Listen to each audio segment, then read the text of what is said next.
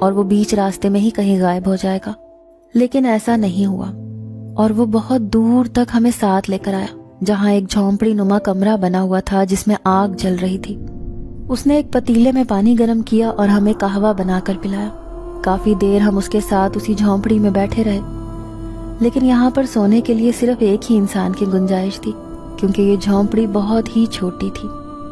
میرے شوہر نے باہر نکل کر دیکھا تو آسمان بالکل صاف تھا اور تارے ٹمٹما رہے تھے، چاند بھی اپنے عروج پر تھا، اسی لیے جنگل میں ہلکی ہلکی روشنی میں ہر چیز دکھائی دے رہی تھی۔ میرے شوہر نے اس سے کہا کہ ہم لوگ یہیں آپ کی جھونپڑی کے باہر تھوڑی دیر آرام کر لیتے ہیں، تو اس بوڑھے آدمی نے کہا کہ نہیں، ٹھنڈ بہت ہے، آپ بیمار ہو جائیں گے، اور موسم کا بھی کچھ نہیں پتا کہ پھر کس وقت بارش ہو جائے، آپ آئیے، ایک جگہ ہے، میں آپ کو وہیں لے کر چلتا ہوں۔ ہم دونوں نے حیرت سے ایک دوسرے کی طرف دیکھا کہ یہاں پر کوئی اور جگہ بھی ہے، مطلب جنگل کے بیچ میں بھی لوگ بس رہے تھے۔ وہ ہمیں ایک جگہ لے کر آیا، سامنے بہت بڑا گھر تھا، بلکہ کوئی حویلی تھی جو بہت ہی پرانے زمانے کی لگ رہی تھی۔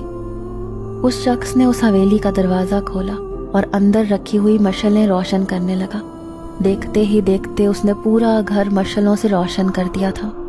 گھر شاید بہت زیادہ پرانے زمانے کا تھا، اسی لیے ہر جگہ مشعل رکھنے کے لیے مخصوص انداز میں جگہ بنی ہوئی تھی۔ وہ ایک بڑا سا ہال تھا جس کی چھت 2 منزلوں تک اوپر تھی۔ سامنے 2 سیڑھیاں فرسٹ فلور پر جا رہی تھی اور وہاں پر بھی کچھ کمرے بنے ہوئے تھے، لیکن گھر کی حالت بہت خراب تھی، جیسے برسوں سے یہاں کوئی نہ آیا ہو۔ وہ بوڑھا شخص ہمیں وہیں چھوڑ کر واپس اپنی جھونپڑی میں جانے لگا تھا۔ پھر میں نے اپنے شوہر سے کہا کہ اسے بھی آپ یہیں پر روک لیں، کیونکہ اس کی جھونپڑی اس گھر سے دور تھی اور ہم اس علاقے سے بالکل ہی انجان تھے، اسی لیے اس کا ہمارے ساتھ رہنا ضروری تھا۔ میرے شوہر نے اس سے کہا کہ آپ بھی آج کی رات یہیں رک جائیں، باہر ویسے بھی بہت ٹھنڈ ہے۔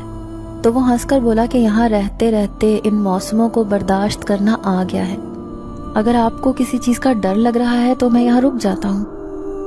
ہم نے کہا کہ چلیں یہی صحیح، پر آپ ہمارے ساتھ رک جائیں۔ اس نے ہمیں ایک چادر لا کر دی تھی، پھر ہم دونوں اسی ہال میں رکھے ایک پرانے پلنگ نما صوفے پر وہ چادر ڈال کر لیٹ گئے تھے۔